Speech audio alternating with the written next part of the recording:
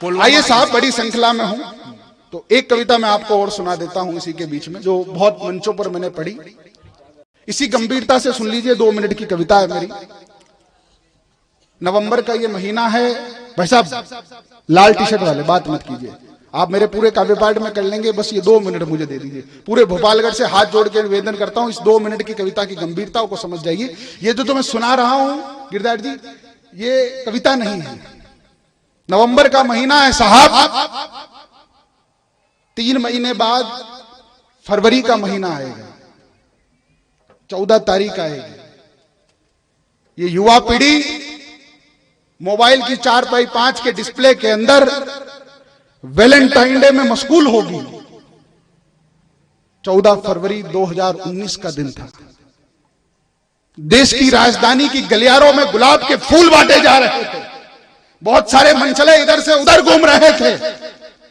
तभी देश के राष्ट्रीय मीडिया में एक खबर आती है कि एक दरिंदा 300 किलो आरडीएक्स लेकर जम्मू से श्रीनगर के हाईवे के अंदर शहीदों के जा रहे उस टोली के अंदर उस वैन को उड़ा देता है जिसमें 40 भाई बैठे थे। बात सुनिएगा मेरी, इस देश में एक फर्जी नेता की अगर रैली निकलती है तो 4-4 दिन पहले सरकारों के कान चौकन्ने हो जाते हैं। एक एक गली, एक एक मोहल्ला, एक एक चौराया सब चेक किया जाता है कि यहां से नेताजी निकलेंगे, विधायक साहब निकलेंगे, मंत्री जी निकलेंगे, पीएम साहब निकलेंगे, सीएम साहब निकलेंगे। साहब 1600 जवानों का काफिला जा रहा था। किसी के गान में एक जू नहीं रहेंगी कि एक बार इस रास्ते को देख लिया जाए, पता नहीं कौन सा दरिंदा 300 किलो का आरडीएक्स लेकर बैठा हो, किसी के कान में जू नहीं रहेंगी। और उसके बाद जो हुआ, शाम के वक्त मेरे पास फोटोग्राफ्स आए। कई देर के लिए मैं सन्न रह गया जब मैंने सड़क की फोटो देखी। चिथड़े चिथड़े खून से बिखरी हुई उस पूरी पुलवामा के हाईवे के देखकर मेरे मन के अंदर का कवि रोने लगा। मैंने कलम उठाई और कमरे के अंदर जाके पूरे दृश्य के बारे में जानकारी ली और चुपचाप लिखता गया।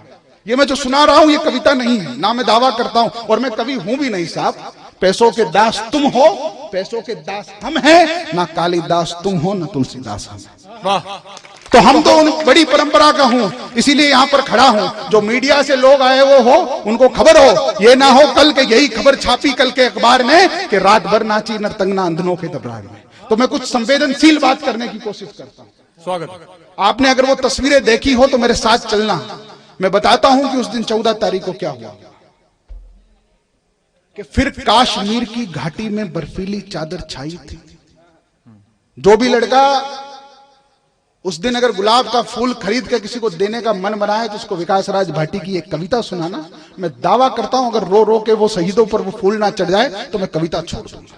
सुने कि फिर कश्मीर की घाटी में बर्फीली चादर छाई थी, फिर कश्मीर की घाटी में बर्फीली चादर छाई थी, फिर कश्मीर की घाटी में बर्फीली चादर छाई थी। हाय ये कमबख्त फरवरी मातम लेकर आई थी, हाय ये कमबख्त फरवरी मातम लेकर आई थी। शेरों का निहत्था टोला मृत्युशैया के तले गया, अब के अपने पुत्रों को घर आंगन में चला गया। आतंकी आकाओं की नापाकी फिर से छलक गई, कोलाहल से अमरनाथ की घाटी सारी ददक गई। अरे कतरा कतरा बिखरा था, कतरा कतरा कतरा कतरा बिखरा था, कतरा कतरा बिखरा था, सड़कों पर लाली छाई थी। भारत माता के आंचल में 40 लाशें आई थी। भारत माता के, क्या बात है विकास, भारत माता के आंचल में, भारत माँ सिर्फ कश्मीर की घाटी में बर्फीली चादर छाई थी। हाय ये कमबख्त फरवरी मातम लेकर आई थी। शेरों का निहत्था टोला मृत्युशैया के तले गया, कि अपने पुत्रों को घर आंगन में चला गया। आतंकी आकाओं की नापाकी फिर से छलक गई, कोलाहल से अमरनाथ की घाटी सारी ददक गई। कतरा कतरा बिखरा था, सड़कों पर लाली छाई थी। भारत माता के आंचल में 40 लाशें आई थी। साहब जो बूढ़ापे की लाठी था वो सरहद पर खड़ा हुआ। वाह, ये नेताओं के बच्चे नहीं जाते साहब। विनीत जी ने क्या अद्भुत कहा, कई सालों से मंच पे कह रहे कि तुमने 10-10 लाख दे दिए सैनिक की विधवाओं को, यानी कीमत लौटा दी उन वीर परशुरामाओं को। मैं 20 लाख देता हूं तुम किस्मत के हेटे को, हिम्मत हो तो मंत्री भेजे लड़ने अपने बेटों। तो ये सरहद पर जो लोग बैठे हैं ये किसान के बेटे हैं, जो तपती आषाढ़ के अंदर अपना बदन जलाते हैं, बच्चे को पढ़ाते हैं और फिर फौज के अंदर डालते हैं। ये आपके बेटे हैं साहब। कौन शहीद होते हैं? कि जो बुढ़ापे की लाठी था वो सरहद पर खड़ा हुआ। मगर दिल्ली के नेता ये कहते हैं साहब कि इनको तो तनख्वाह मिलती है, फोगट में थोड़ी जाते हैं। तब मैंने 4 लाइनें लिखी कि सरहद और ये दिल्ली का राजपथ में कितना फर्क है।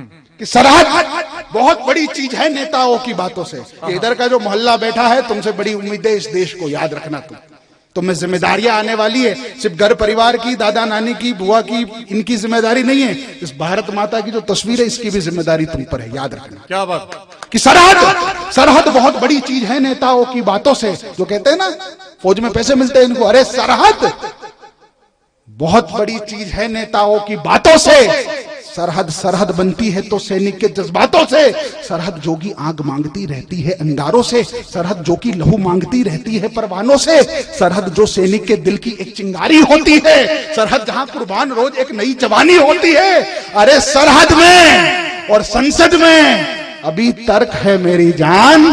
शेरों में और कुत्तों में बहुत फर्क है मेरी। वाह वाह, शेरों में क्या बात, क्या बात। जो बुढ़ापे की लाठी था, जो बुढ़ापे की लाठी था वो सरहद पर खड़ा हुआ। अरे बीवी, बच्चे, माँ बाप सब छोड़ छाड़ कर अड़ा हुआ आज। मगर उनकी लाशों पर राजनीति होती है और दिल्ली रातों को घोड़े बेचकर सोती है। अरे दिल्ली रुक स्पष्ट करे जरा कश्मीर के मुद्दे पर। कब तक रोटी सेकोगे वोटों के गोरख धंधे पर? सिर्फ आतंकी घटनाओं की अब निंदा करना बंद करो। सरहद पर बेटों की ये कुर्बानी देना बंद करो और कुत्तों को जेलों में ये बिरयानी देना बंद। वाह वाह वाह वाह, क्या बात है।